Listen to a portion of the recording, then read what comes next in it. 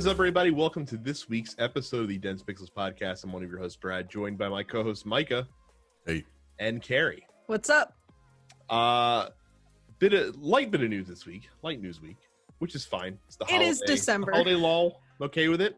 Next week's going to be a big show. We have Game Awards results. We have Cyberpunk first impressions from Micah and myself. So that's going to be a big deal. No spoilers, but I did kind of beat Assassin's Creed Valhalla. Okay. So, like, I got to what I think most people would consider the ending of the game, though there is still story content that can be done after the ending of the game. Yeah. Mostly wrapping up, the Order of the Ancients stuff and all that jazz. That's what happened with Odyssey. Say again? That's what happened with Odyssey. Once you Right. finish your critical path, you can do whatever.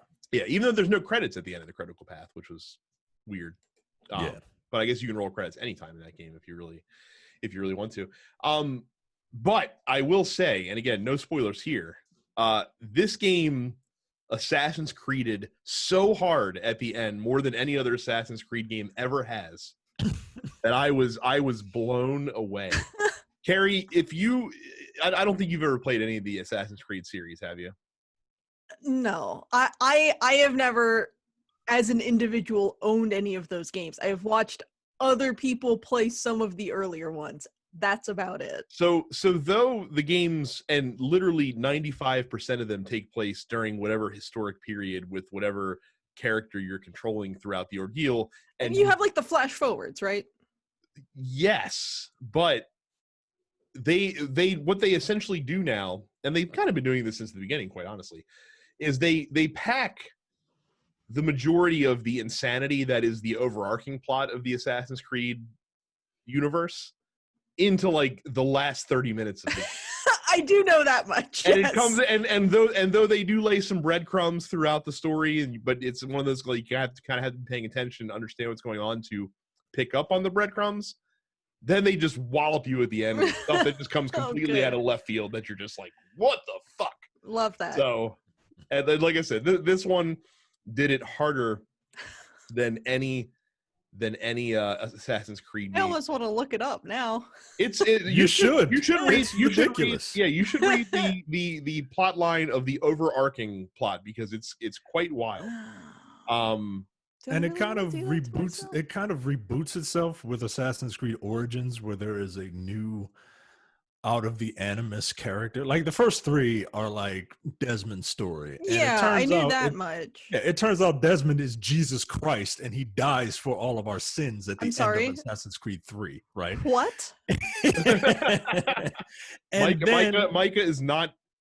He's only exaggerating by calling him Jesus Christ. Right. I mean, he's Jesus. He's Jesus in all but name. So right. Like, come on. And so and then, the in between before Origins, you play as like some random Abstergo employee because they didn't really kind of know what to do yet, and you meet a couple of other people. Then Origins starts and you play as this woman named Layla Hassan. And then by like the end of Odyssey, because Odyssey, they go so far back to ancient Greece that Cassandra is like the person who has the spear of destiny or some shit, and the staff of was it staff of Helios, I think, or something like that, or Helios? Yeah, something like that. I can't remember. One of those Greek god characters. And it's like the spear of destiny, and it has this like it's the uber weapon, right? And Layla finds it, and spoiler alert, she ends up killing her best friend, and then she meets up with the English dude and the other woman, and now the world is coming to an end, but they have to get into the animus because there's something about this time period featuring Eivor, this Viking that they don't quite know a lot about. So that's like the whole point of them going into this and trying to figure out what this story is so they can stop the end of the world. Yep. I just read the wiki synopsis, and I'm good with not having played any of these games. It's wild, Like, I really wish they would just cut this meta story out. Well, man. so you say that now, but where this game leaves off in terms of the meta story and where it could go in not only the DLC but in future Assassin's Creed games is wild with what just happened in this game. And I wish I could say more. But only play this. Here's the only problem I have with Assassin's Creed. So it's beaten now. I can give it more informed review. Very good game. You ever watch like a movie, right? That's 2.5 hours long, but the pacing really sucks. And it feels like you're there for 3 years. Yeah, and like especially like in the later, like you're enjoying the story, but the third act really drags out, and you're just like, look, I'm having a good time, but would you just get on with it, please? That's kind of where I ended up with Assassin's Creed. Like, I really just wanted the story to resolve itself instead of having to do a lot of bullshit that seemed unrelated to the overarching plot of the game. And again, I beat the game. I was doing a fair amount of like, they're not even side quests, like side activities early on, but about the halfway point of the game, I knuckled down and tried to mostly focus on mainline content, which, number one, they don't make it easy to identify what is mainline content. Like, there's certain arcs that you have to complete to unlock the furtherance of the story, but it's not explicitly clear which areas on the map you need to go to do that. So you just kind of end up doing everything, and then you get lucky when you hit the right one. Of course, one of the critical arcs, the last area on the map whose arc I decided to do, like an idiot. So about halfway through, I tried to mainline, like focus on the main story as much as possible. It still took me 72 hours just to get to the ending of the game. And there's still a lot more things, including like critical path stuff that I can do still if I wanted to. Jesus. There's a lot to do in the game. Like if you wanted to do everything the game has to offer, much like Odyssey, it's easily another like 130, 140 hour game. And it's a cool world to be in. And I will go back to this game because like the side stories, like the little mysteries, the little one-offs that you encounter, some of them are really funny and are intriguing and make it worth kind of doing it. But it's still a lot of Assassin's Creed, and I just needed a break. I just wanted to get to the end because I'm like, I just need to chill out before Cyberpunk comes out, and I throw myself in another 70-hour game that we're getting ready to lead into. So, but it was good. I liked it. If you like Assassin's Creed, you should definitely play it. If you are a lapsed Assassin's Creed fan, maybe this one you get back into, but it's just a lot. It's so much game. It's so much game nowadays. Yeah. Well, that's how you know a game's worth a damn, right? Because it takes you 8 billion years. Yeah, I don't. But people need to stop equating length with quality. Like, give me a 25-hour game that tells a great story in 25 hours. I'm happy to pay $60 for it. The problem with the 70-hour game, it's not like every moment of Assassin's Creed Valhalla was like a moving experience. No, there's a lot of slog and crap in that game, just like any other game of that ilk. So, but it was good. I enjoyed it. I'm ready to not play it for a while, though. That is for sure. Carrie, and speaking of games that can get a little repetitive, yeah, still playing. Yeah, still playing Hyrule Warriors. I took like a week off to play Monster Hunter. Right. Trying that out, are you? I have like 470 hours in Monster Hunter World at this point. I mean, I would scoff, but I'm over that in Destiny 2. Yeah. So. Yeah, Age of Calamity. It's good. I'm still I'm taking it in sort of small chunks because it's a Muso game. The game, you can only fucking hack and slash your way, but so many times before it starts to feel like a grind. And I'm trying to really enjoy what they did with this game because there's so much to enjoy about the game. I love playing with the different champions. I love the fact that I did get to fucking punch Rivali in the face many times. I love piloting the divine beasts is super fucking cool. The story is the story, but yeah, I mean, just getting to spend more time with the champions is super fun. So I like it a lot. And it has me excited to play another Muso game, which we will discuss when we get into news. So, also, probably more importantly, and something that has been taking up just as much time as what I've actually been playing, is the fact that the virtual Baltimore Gamer Symphony Orchestra concert is next week. It is the 16th at 8 p.m. Eastern. It is free. We're just putting out fucking free music online for you to enjoy. It's going to be very good. I arranged 80% of the show. I perform on 4 of the tracks. I'm doing all of the video editing, and I'm already starting arranging for spring. So it's going to be really cool, and you should watch it. And where can you do that? You can find out more information about that at facebook.com/BaltimoreGSO, or you can just go to baltimoregso.org to learn more about us. New releases this week. Call of the Sea comes to PC and Xbox today, as we're recording this. Destiny 2 gets its PS5 and Xbox Series X upgrade, which I'm downloading as we speak, and I will pop in for a little bit tonight just to see what 4K 60 FPS Destiny 2 looks like, aka what PC people have been experiencing for the last year and a half. Doom Eternal comes out on the Nintendo Switch. Puyo Puyo Tetris 2 comes to Xbox, PlayStation, and Switch. Right, the Eye of Atlantis comes to PC VR. Shakes on a Plane, I don't even want to know what that's about, comes to PC and Switch. Swords of Gargantua comes to PSVR. And Temtem comes to PS5. Wednesday the 9th, Wood Salt comes to PC and Nintendo Switch. And then on the 10th, Animal Farm comes to PC. Brigadine, Can we talk about that for a quick second? Because it's not just Animal Farm. It's Orwell's Animal Farm. Like the book about communism. Is it a point-and-click adventure game? I believe so. I'm looking at the Steam listing. I am very confused.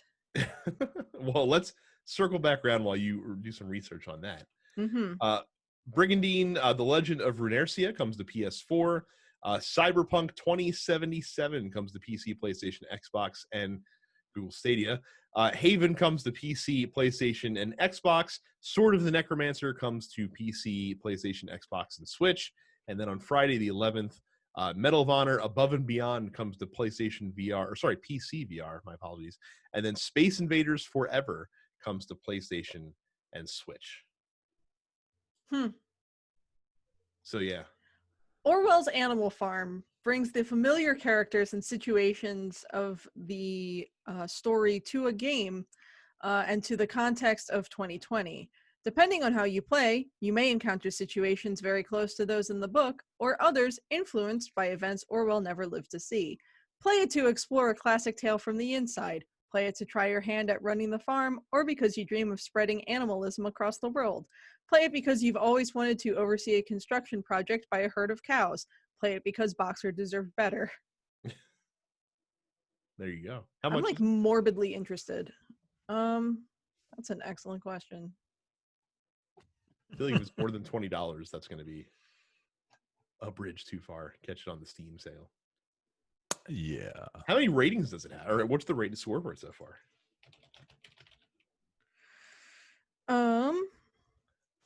No user reviews. Oh, well, I guess it did just come out, or is coming out. So it is coming out. Well, there you go. I don't know why it doesn't have a cost associated. Is it free? There's no way it's free. I, trying to spread the gospel of communism. Next, we'll get fucking Ayn Rand books as adventure games. Don't compare Orwell to Ayn Rand.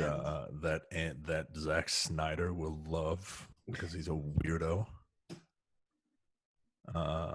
Not comparing the two. I'm just different figures having video games, like figures like that having video games. It's odd to me. It is. It's very strange. I mean, BioShock in many ways was a commentary on Ayn Rand. So Yeah. done effectively. Yeah. Don't say that too loud. I don't want Zack Snyder to make a BioShock movie. As Somebody else can though. As someone who basically got a master's degree in English, I have read Animal Farm a few times. So yeah, I might have to play that.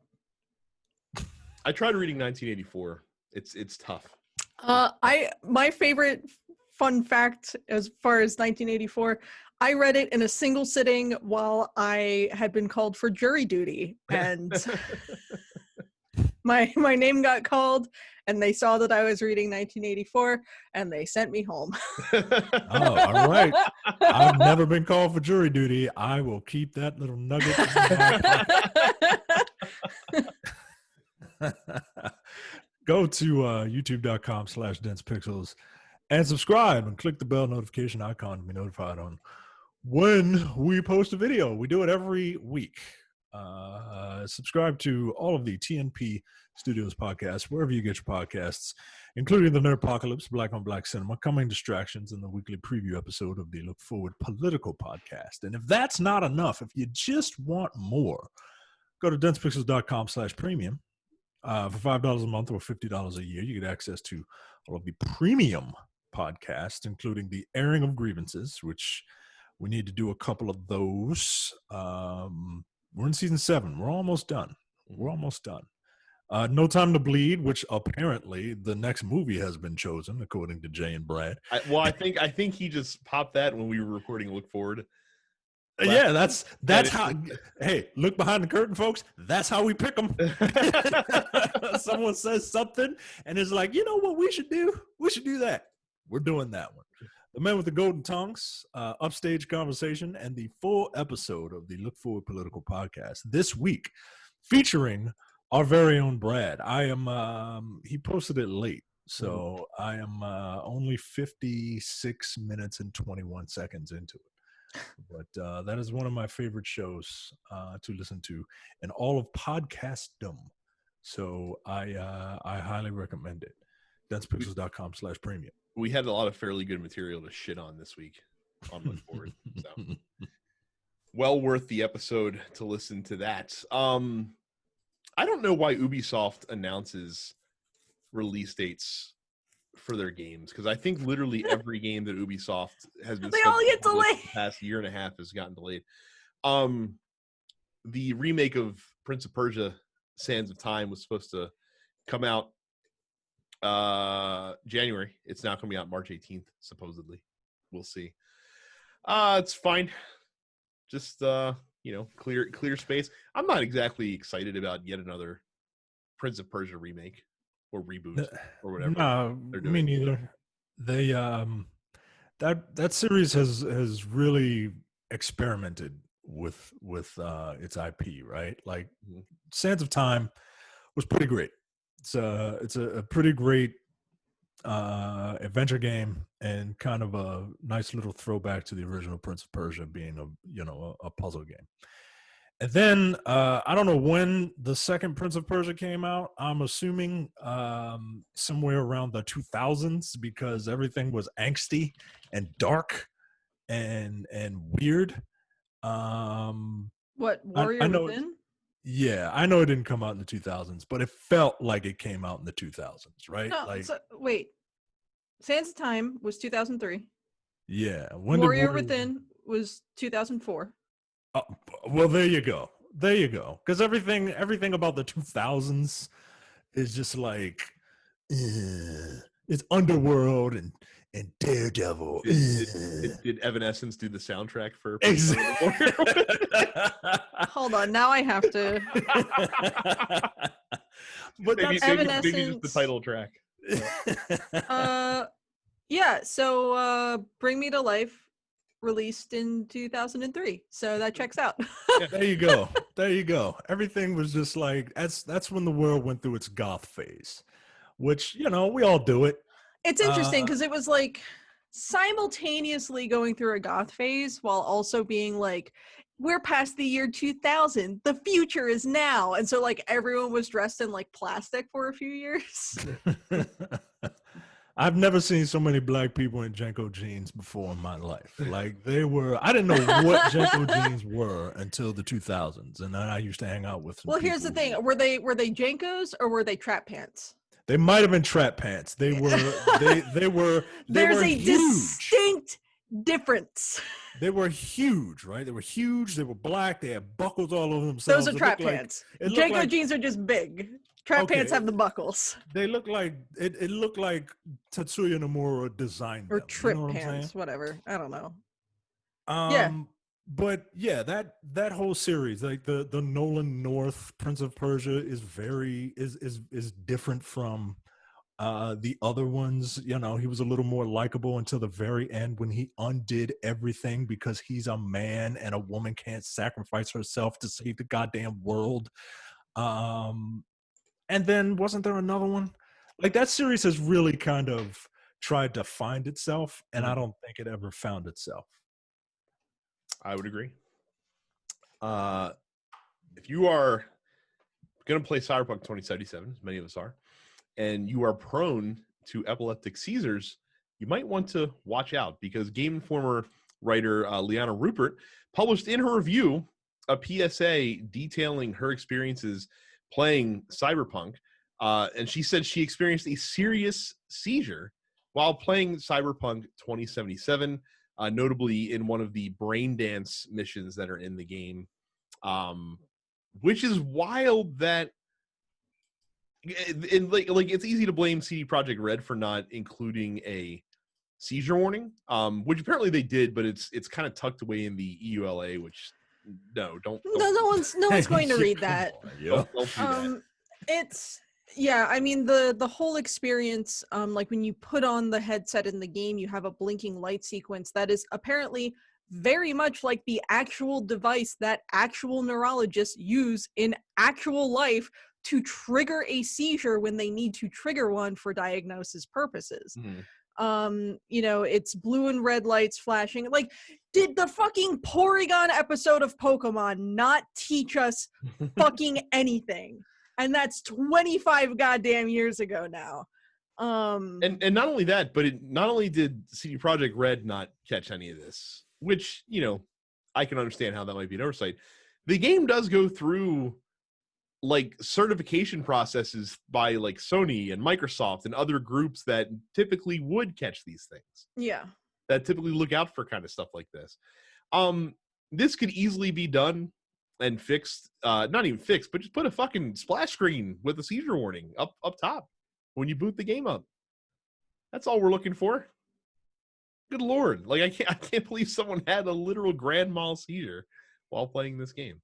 Yeah, it's weird because games, especially games nowadays, like they go out of their way to make accessibility a thing, and to so I'm just. I mean, fuck! I've played like fucking like DS games that had a splash screen at the beginning that were like may have flashing lights if you're sensitive to seizures. Watch out! And it's like I'm playing fucking Fire Emblem, like but you know when the 16-bit games do explosions, they just do like splashes of light across the screen essentially, something exploding. So I can understand that. But yeah, even like Microsoft apparently requires its game studios titles to pass what's called the Harding FPA product safety test without failing, which is the software that Carrie alluded to. It's actually an analyzer that determines if flashing lights or patterns may risk causing seizures. Like Microsoft runs all of their games through this program to make sure that this doesn't happen. So a lot of dropped balls here. I'm sad that it happened to this reviewer, but I'm on the other hand appreciative that it did because she could get the word out on a wide scale and bring it to people before the game releases. Yeah. I mean, for what it's worth, CDPR responded via Twitter saying that it does plan on implementing a separate epilepsy warning in the game beyond the EULA, and is also apparently exploring a more permanent solution that it will be implementing as soon as possible to address the in-game sequence. Yeah. Again, if there's anything important that people need to see, do not put it in your fucking end user license agreement. Those things should be illegal anyway. Yeah. For Christ's sake. Or at least able to be summarized in such a way that lay people can read it. We could go on tangent all day about end user agreements. But I can speak all day about the bullshit of legalese and why everything should be written in plain English, but it's only an hour and a half long show. So once again, we are knee deep in Metal Gear Solid movie rumors. This has been an ongoing thing since the mid-aughts, basically, that we've been told that there's going to be a Metal Gear movie happening. Well, apparently there is one that's happening. We've known about it for a while. It's being directed by Jordan Vogt-Roberts. And apparently they have cast Oscar Isaac to play Solid Snake in the film. I'm good with this casting. You know why I'm good with this casting is because he wants to do it. Like he said in an interview a year and a half ago that he wanted to be involved in the Metal Gear project and he wanted to be Snake. Like this is someone who presumably has played these games and is interested in the story and cares about the character. Yeah, fuck whatever. I would much rather have someone who has played the games and knows the character and knows the ins and outs of this franchise than someone who hasn't. And Oscar Isaac is also a good actor, so. Yes. I mean, even if they haven't, right? It's their job as an actor to get familiar, right? Like Benedict Cumberbatch didn't know shit about Doctor Strange. That's true. And he read a bunch of Doctor Strange because he's a good actor. Like that's what he does. So I just like I can appreciate, you can appreciate the fact it on a different level. Yeah, like you can appreciate the fact that he's going to bring an enthusiasm to this role. Right. In the same way that fucking why am I blanking on his name? Superman brought to Henry Cavill brought almost, to the I almost said Brandon Routh. No, I mean yes, but no. Henry Cavill bringing that enthusiasm to The Witcher on Netflix. I think you can kind of tell that this is someone who really enjoys the story of The Witcher and therefore brought a level of enthusiasm to the role that someone else might not have been able to bring. Sure. I'm fine with the casting. Like you said, he's Oscar Isaac Hernandez Estrada is very good at what he does. And I'm a little concerned about the director. I am not familiar with this person's work. He did the most recent King Kong movie, the Skull Island film. Yeah. Look, I didn't see that movie, so I can't really judge. Jay saw it, and he didn't care for it. But sometimes Jay can be uppity about movies. So Jay, really? Yeah, right. So I'm interested. This guy, the director, he seems to be passionate about movie making, and he seems to, like you said, he wants to make this movie, right? Like he's a fan of the series, apparently. Yeah. But sometimes that can be like a detriment.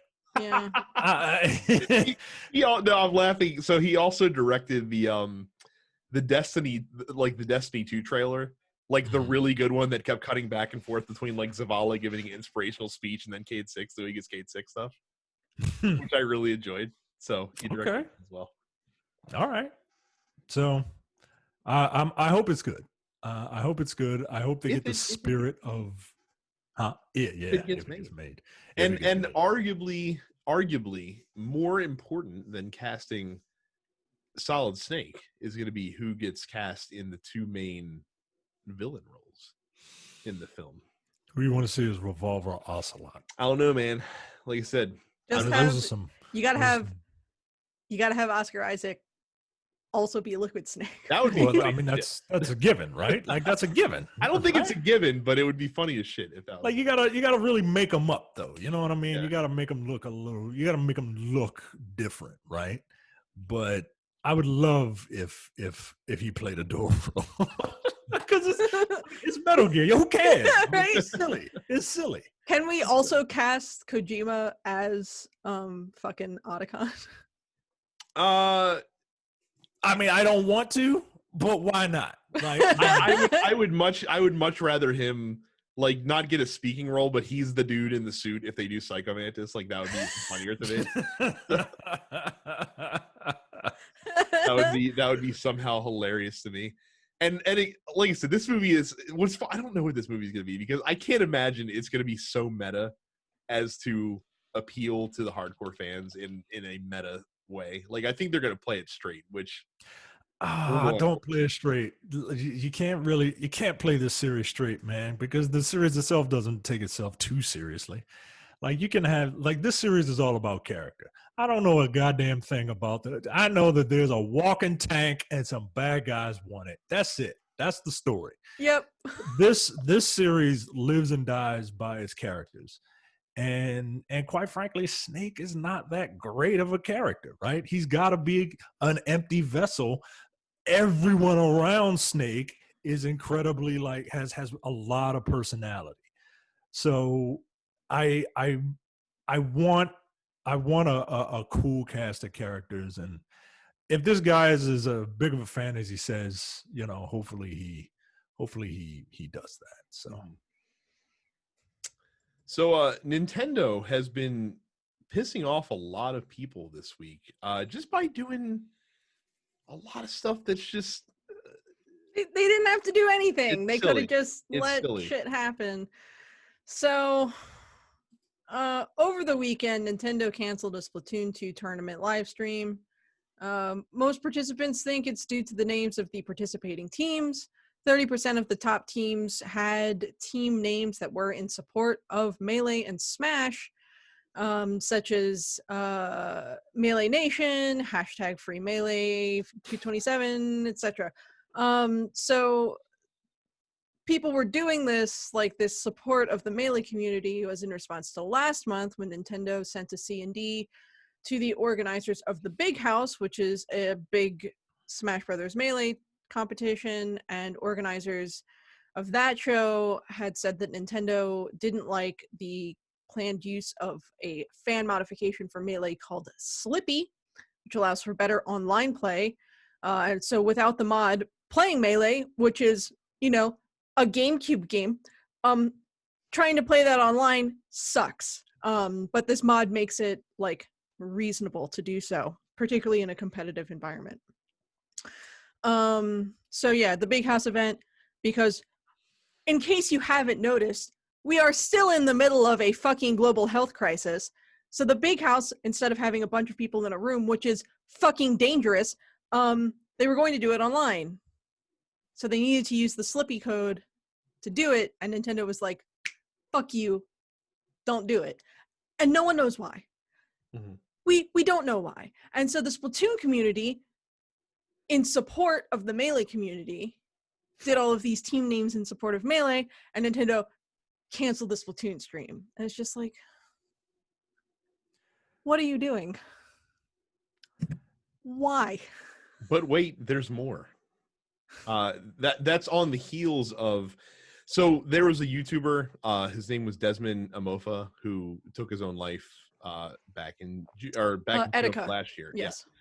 And so there was a charity campaign that was on Indiegogo that raised $37,000 that concluded last August for to buy Etikon controllers, which were Joy-Cons that had custom shells on them in his honor, basically.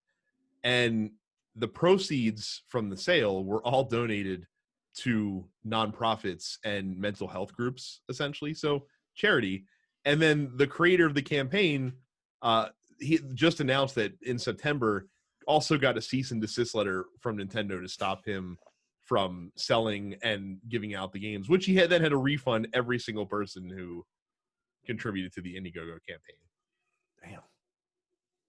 Just because it had a phrase on it that had Joy-Con in it that was on these things. They waited a year though in order to fucking do this. Come on, dude. And again, it just taught like it's not like the people that are buying these controllers don't own Nintendo Joy-Cons. It's not like they're buying them because they're like, oh, I need to get a set of Nintendo Joy-Cons. Let me get some Edicons. Like, this is going to be great. No, they're buying it to because of this guy, because they want to help contribute to the cause that is being raised for. Like, this is such an unforced error. And I understand why they're doing it. But no, like, there's no marketplace confusion for the fucking Edicon controllers from regular Nintendo Joy-Cons. Like, come on. No. What are you doing? Stop shooting yourself in the foot. Yeah, I don't understand that at all. But What's up with your company, man? my company, I can't even really I don't have a comeback. I got all these fucking Pokemon tattoos. So again, Nintendo, stop being such a fucking corporation. Yeah. Just be regular dudes. So she kind of just drives me nuts. At least partner with these people. Just like help them figure out what they need to do to make it work. Get your marketing department on on the phone, dude. Right. Like, this is a wonderful opportunity to show that you are, people. Just buy yourself some fucking good publicity. Right. I mean, like I said, I'm not gonna not be cynical and acknowledge that's exactly what it would be doing, but ain't no one ever hurt by throwing some money at some good PR. Never hurt anybody. But again, and I've talked to people that work for Nintendo. Like, it is very much a Nintendo Japan runs the show, and Nintendo North America just kind of does their thing, but everything has to get run by the mothership. So even if someone at NOA might think, hey, maybe we should proactively involve in this, if it doesn't fly in Japan, then it's not fucking happening. So such is the way. According to Activision, World of Warcraft Shadowlands is the fastest selling PC game of all time. They sold more than 3.7 million units globally on its first full day of launch. The previous record holder, another Blizzard game, a little indie title by the name of Diablo 3 that came out back in 2012, which sold 3.5 million copies on its first day of release back then. So I'm shocked. Yeah, the tales of WoW's death slightly exaggerated. Yeah, this many people still out here playing World of Warcraft. Well, it's wild. I remember when the article a couple years ago, some stories came out, and we talked about them where people were like, "Oh my god, like WoW's subscriber base is down 50% from where it was 5 years ago." But what's not said is that it went from 10 million subscribers to 5 million subscribers, which is a lot, but 5 million subscribers still makes you like 10 times more successful than the next most popular, subscription-based MMORPG. Yeah.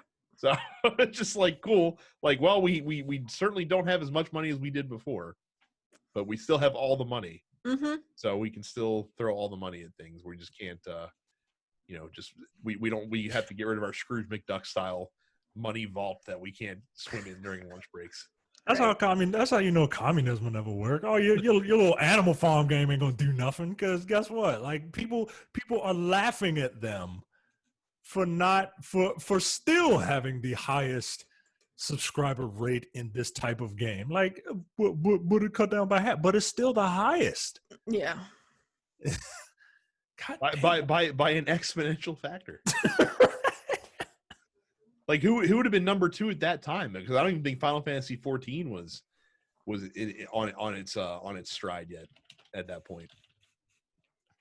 And EverQuest was free, wasn't it? Yeah. Yeah. So what? The Old Republic? That's step into World of Warcraft? I don't think so. So yeah, the last story in the quick news belongs to Carrie, because I don't know anything about this. Yeah. The long-awaited confirmation of Persona 5 The Strikers coming out in English. It's finally fucking happening. So this actually leaked like 4 or 5 days ago, where like a trailer, like an official trailer, voice acted, fucking whoopsie doodle leaked online. And everyone was like, okay, cool, neat. And then like today Atlas was like, yeah, here it is, fucking thanks. Like, I have to imagine Atlas had intended on debuting this at the Game Awards this week, but someone along the way fucked up somewhere and the trailer leaked online like a week early. But yeah, so Persona 5 The Strikers is the Warriors, the Muso style spin-off game of Persona 5. It is, I believe, a canon continuation of the story, so this takes place after the events of Persona 5. I'm fucking excited as shit for it. Cause I fucking love Persona 5, man. Like, that game's good as hell. I love these characters. I'm excited to spend more time with the Phantom Thieves. Yeah, game looks good as hell. Music, it's gonna be good. They got the whole cast back to voice the characters again. Yeah, I'm in. It comes out February 23rd, and pre-orders are set to open on the 10th. Notably, this was, I think, originally in Japan. This was, I think, it came out on the. I think it came out exclusively on the Switch for a minute, and then it released on the PS4. And in English, it's going to be available on Steam. So this is getting a PC release in addition to the console releases. So Very cool. I'm happy for you. Thanks. For all the other Persona 5 players. What genre of game could they put out in the Persona universe that you wouldn't play? I don't know. I don't. If there was a Persona 5 simulation racing game, would you still buy it? And play I'd still fucking try it. You better believe it. I wasn't going to say kart racer because that would probably be amazing, actually. But, speaking of the Persona series, just a little self plug in here. I contributed to a book that like just released a few weeks ago. It's the Hardcore Gaming 101 Guide to Shin Megami Tensei and Persona. I wrote a few articles for it. It's very fucking cool. And since we need a segue into the Amazon mention, you can get it on Amazon. You can go to densepixels.com/Amazon and you can plug in Hardcore Gaming 101 and you can, it's the second thing up there. Hardcore Gaming 101 presents the unofficial guide to Shin Megami Tensei and Persona. It released a few weeks ago. You can get that shit on paperback. It is $30 and it is worth every penny because it is the most comprehensive guide to the Shin Mega 10 series you will ever find.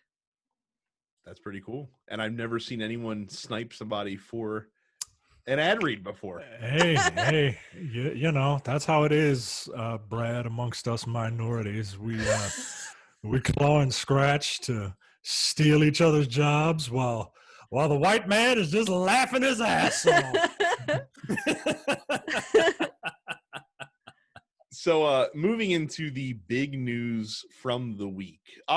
I try not to get too worked up when major names leave studios because studios are not not one man or two men. They're a team of people working hard, and you know, it's not, I would assume that there's not a dearth of talent drop off between, you know, studio lead and someone that might be ready to ascend into that role.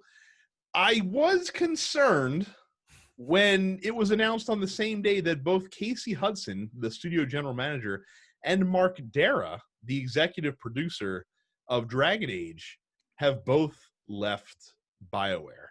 Apparently, these splits were planned.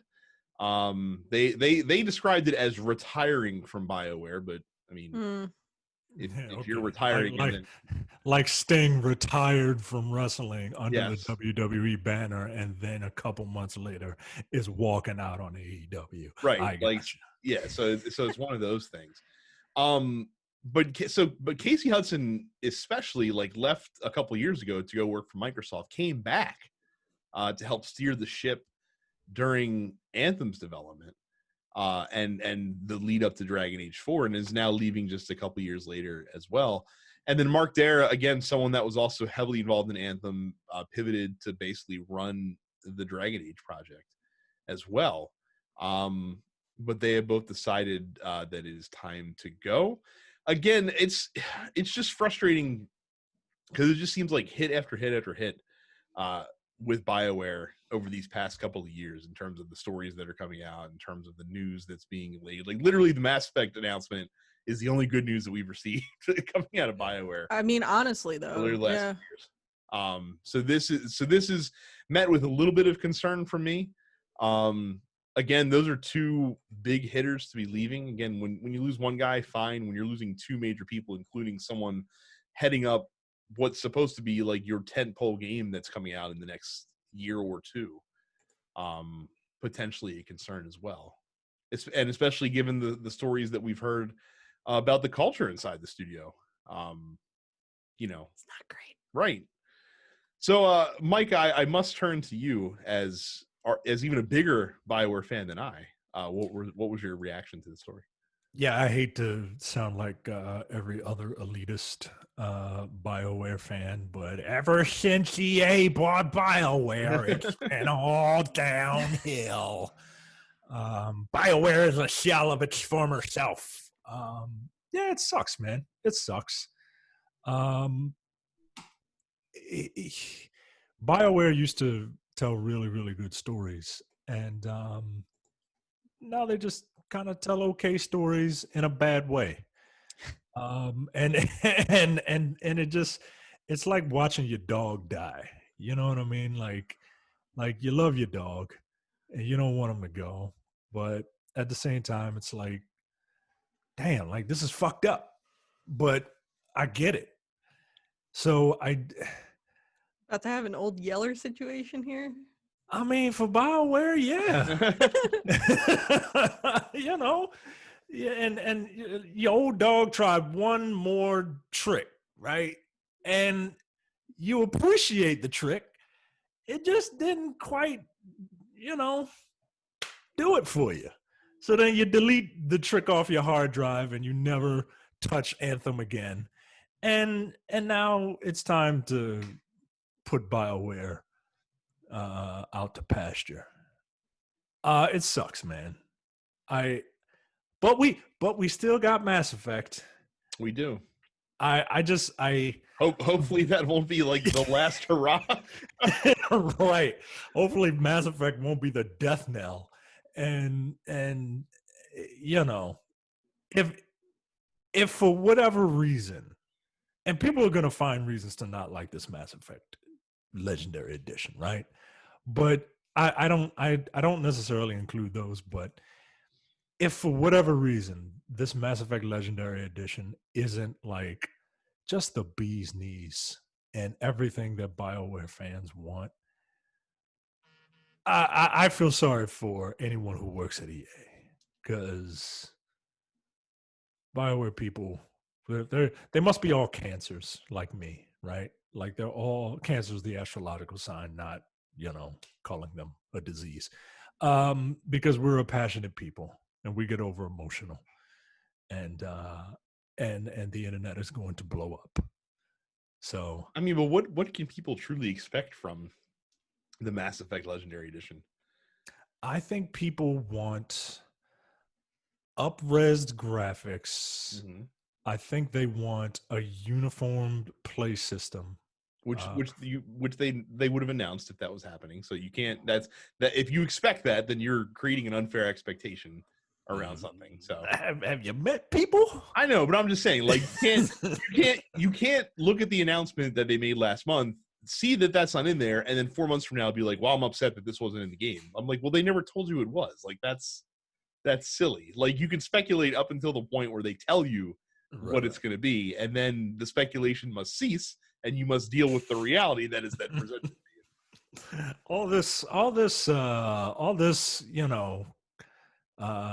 reasonable thinking, it don't work on cancers, man. I know. I'm a cancer. Yeah, I think they want. I think they just want a reason to replay those stories, right? You can play those stories, especially if you have Game Pass. If you have Game Pass, you have EA Play, and the Mass Effect trilogy is on EA Play right now. So if you really want to, it is easily accessible. But yeah, I think they just want a reason to hop back in that world again and remember all the good times, and just kind of. I don't know, man. I think they don't want the multiplayer for Mass Effect 3. I think they don't want that, which it was fun, but it was also mandatory if you wanted to get the best ending. And then people didn't even like they the already best said ending. that they aren't putting the multiplayer in the game. Oh, they're not? No. Oh, okay. All right. Well, see, all the more I'm not reason trying to run servers alongside this thing. Come on. Trying to put this ship this shit in a box and give them money. Like, come on. Let's get with this shit here. Yeah, but it's the last. This is it for BioWare. Well, like I said, I just hope that Dragon Age 4 is not a massive flop. Like that's the only thing I'm worried about is that because Dragon Age stealthily is the most consistent series that BioWare currently has going for it, even more so than Mass Effect. Just because Dragon Age 1 was so beloved, Dragon Age 2 was a huge miss. Yeah, man. But then they corrected it. Then they corrected it and made literally the game of the year in 2014. So that game's that old already. Yeah. If you can believe it. Real old. If you can believe it. No. But that game was beloved by a lot of people, and Inquisition was good. Yeah, and that's a game I played through the story twice.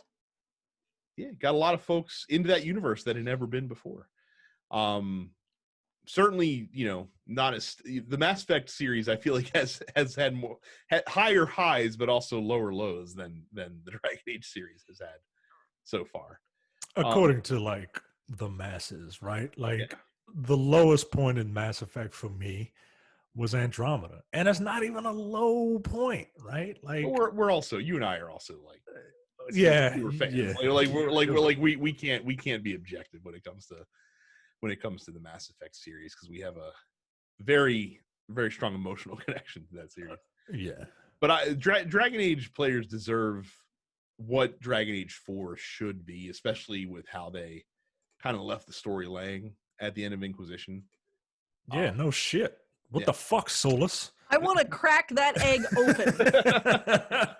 You old fake ass Charles Xavier looking elf motherfucker. What the hell, dude?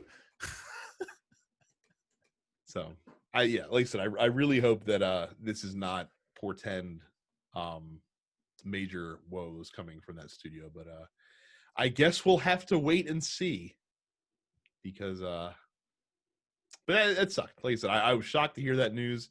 It was announced very somberly, and it sucked. It just sucked ass. Post office, Micah, take it away. Troy says it's a shame that Telltale isn't around anymore to acquire the license to make a Lovecraft Country game, or is it? Is it a shame?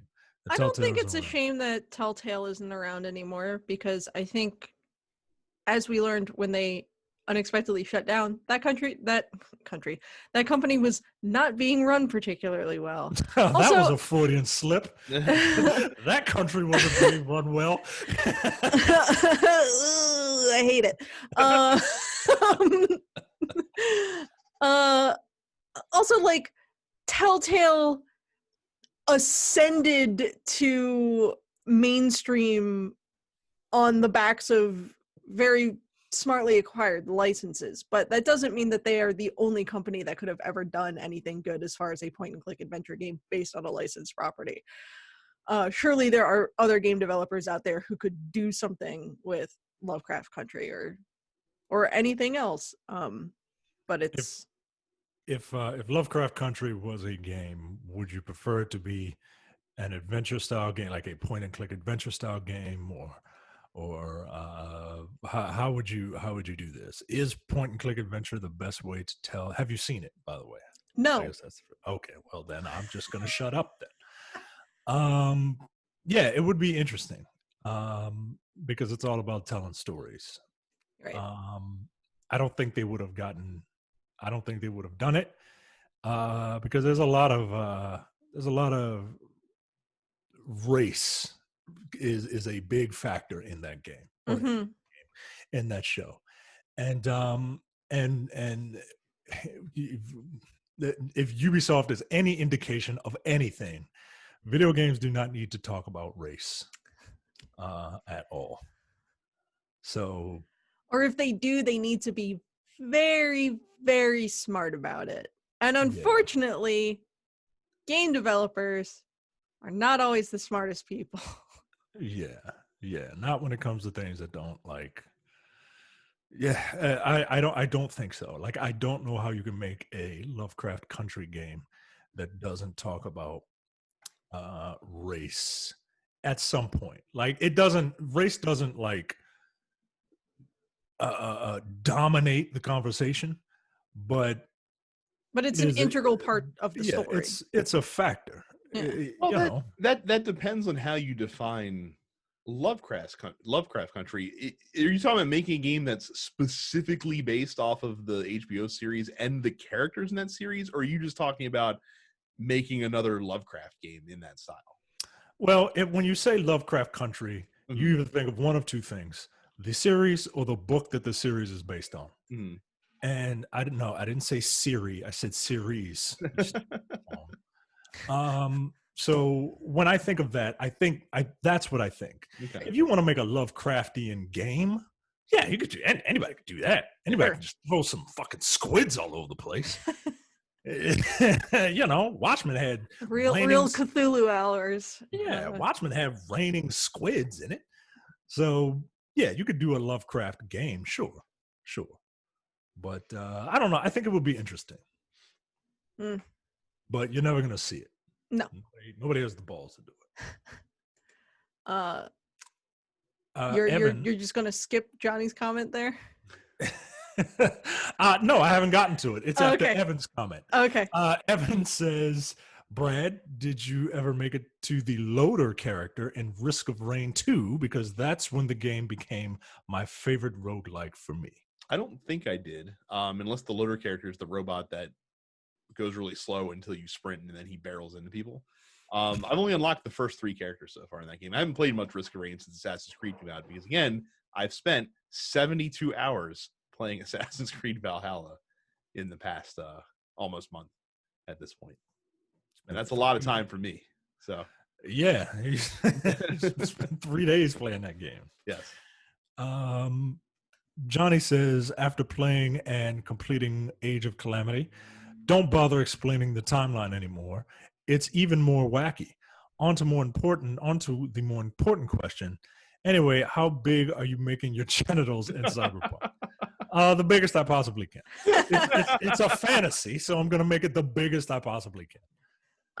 I am not purchasing Cyberpunk for a number of reasons. I don't want to support a crunch culture that CD Projekt Red has so obviously just embraced. So like I'm voting with my money and I'm voting to abstain. Also, ultimately, my husband fucking bought it, and it took him eating up all of our fucking bandwidth for an afternoon to download the goddamn game. And he'll play it, and then once he's done, maybe I'll play it. But I am not spending my own money. You can't play it. No, I can't play it at all. I'm not spending my own money. You can't do that fucking cop-out bullshit. No, don't do that. Honestly, like it's not something that's appealed to me from the get-go. Like this is something where I always knew I wasn't going to spend my own money on it. If I do get around to playing it, it'll be secondhand. Don't play it. I won't. You gotta stick to your guns. Don't play it. I got other shit to play anyway. Exactly. So is there gonna be like a genital slider, or is it just like hard options? No pun intended. That are included in the hard options. Yeah. I think there are 3 hard options. Gotcha. You know, baby, normal, and porn star. That you can make. So, yeah, biggest. Johnny's other comment, ironically, inadvertently tying into the end of that conversation as well. If you read it a certain way, so. Carrie's on a serious Hall & Oates kick right now for some reason. Yeah, the song Out of Touch came screaming into my brain at about 3 p.m. this afternoon. So everyone had to suffer for it, which is why the GIF is Hall & Oates celebrating Christmas. Are you telling me that Hall & Oates is 2 people and not one guy named Hall & Hall & Oates? Did you think that Hall & Oates was the dude was one person's name? No, that's no, not. but there are Charlie, people out here who think that. Charlie from It's Always Sunny in Philadelphia. I saw Hall & Oates in concert, and it was fucking awesome, actually. Which one is the Shawn Michaels and which one is the Marty Jannetty? Shawn Michaels is the popular one. Yeah, which one is the one? Because I don't think either of them ended up being independently successful. So, no, I would say John Oates is probably more independently successful than Daryl Hall, just because like he I think is more of a songwriter, and like he's a damn good guitarist. Mm-hmm. But like Daryl Hall was the one who sang, so they both sang. Yeah, but Hall sang lead on most, if not all, of their hits. Gotcha. So there is no Shawn Michaels in this group of rockers. They are equals.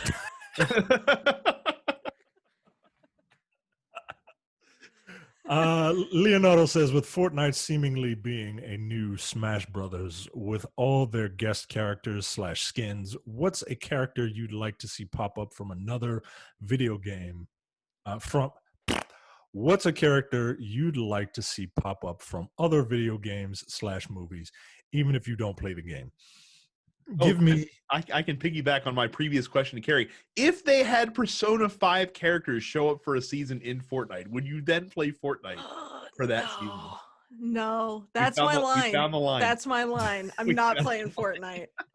I'm not doing it. I'm not playing Fortnite. Nothing's gonna get me to play Fortnite. You could put the Golden Sun characters in Fortnite, and I still probably would not play Fortnite. See, you said probably. That's all they need. That's all they need. They just need a probably. He says, what if the story of Golden Sun 4 was told through Fortnite? What if that was Golden Sun 4? Was season 207 of Fortnite? They're like, we're literally out of ideas, so we're gonna make Golden Sun 4 within this game. Yeah. I mean, it's not like they haven't done it with Star Wars, right? Like you had to play Fortnite. Fucking did though. That's the worst part. No, I don't like this hypothetical. Because like then I would have to, right? Like then I would actually have to download and play Fortnite. Please don't make me do that. I think it would be fun to see. Not only like Borderlands characters in Fortnite, but if you can find a way to somehow incorporate some of the Borderlands weapons or style of weapons in Fortnite, that would be an interesting thing, I think. The only thing I know about Fortnite is that it involves shooting and carpentry. Yes.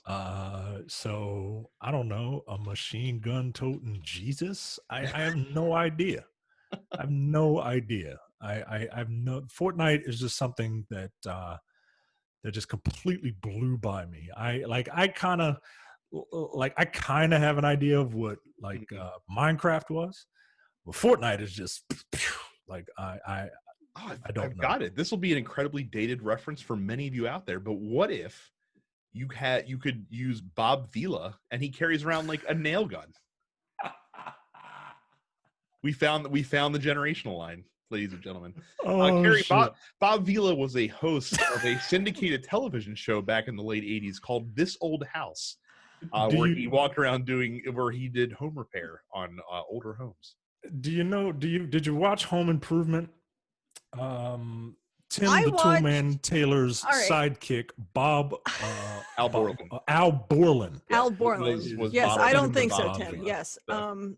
I watched Home Improvement in so much that Home Improvement would eventually come on because I would leave Nick at Night on while I was working on research papers my sophomore and junior year. Which meant that watching Home Improvement on Nick at Night. yeah. God damn! I was watching Donna Reed and Mr. Ed on Nick at Night when I was a kid. I was watching I Love Lucy and Bewitched on Nick at Night. So don't even fucking start with me on that. By the time I was in college, it was George Lopez for like 8 hours and then like 3 episodes of Home Improvement. All right, you were in college at least. All Yeah. right. I thought you were gonna be like, oh, when I was a child. I was 19. I have a distinct memory of Christmas when I was 5 years old, waking up at 5 a.m. because I was so excited to open presents. But I waited, so to pass the time, I flipped on Nick at Night and watched some Mr. Ed. Yeah, man. Fucking Mr. Ed. Like they put peanut butter on that fucking horse, tortured that fucking horse. I think over the course of my undergraduate career, I must have seen every single episode of George Lopez. I don't remember anything about that show. nor should you. It's No. television junk food, essentially. Oh. So.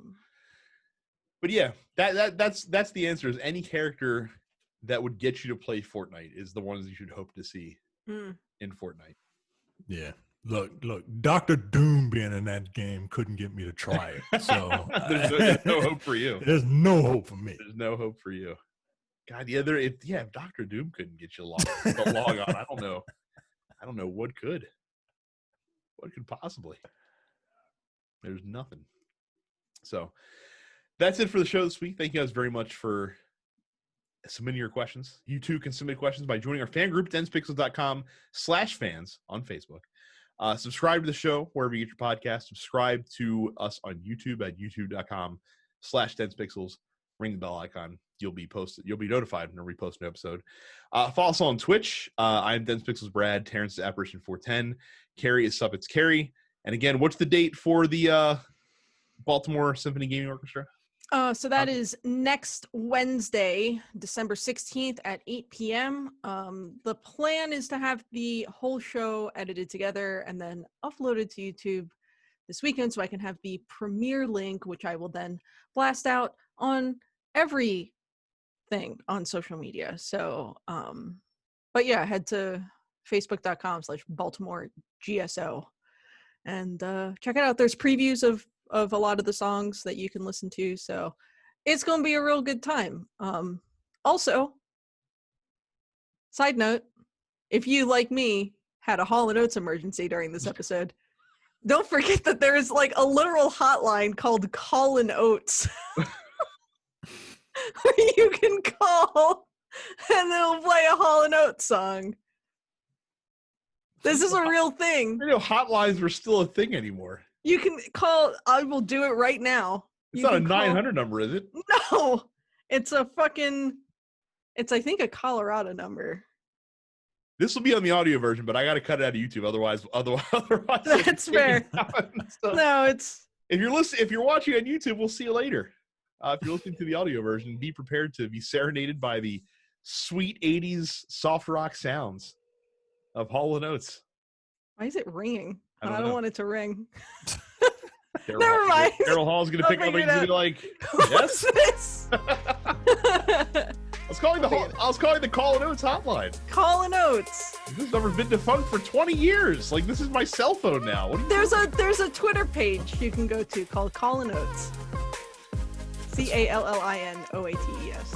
Hall picks it up and then he realizes it's a plank and he's just, oh! Listen to Hollow Notes. It's good. Good shit. Yes. But no, yeah. So as we determined, Hollow Notes, not a rocker, it's more of a Midnight Express. I don't understand that reference. That's okay. Good night. Great together, but worthless. Okay. We'll see you guys next time. See you. You're watching the Dense Pixels YouTube channel. Click the subscribe button while you're here and make sure you check out our weekly podcast where we discuss the latest gaming news and our impressions on what games we've been playing.